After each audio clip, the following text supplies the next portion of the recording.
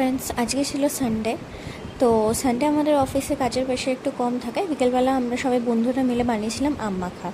আম মাখা বানানোর জন্য ফার্স্টে আমি আম কাটা শুরু করলাম কিছুটা, বাকিটা কাটলো নিশা, তারপর আবার দেয়া হলো প্রিয়ব্রতকে, তো প্রিয়ব্রত বাকিটা কাটলো।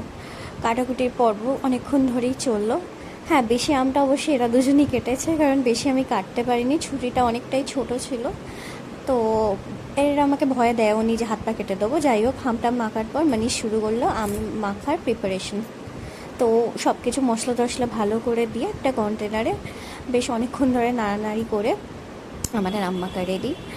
তার সাথে একটা পাকা আমও ছিল, যেটা পরে আমি আর নিশা দুজনে বসে বসে আরামসে একাই খেয়েছি, ওদেরকে আর দিইনি। তো আম মাখা প্লাস পাকা আম দুজনে ভালো করে খেলাম।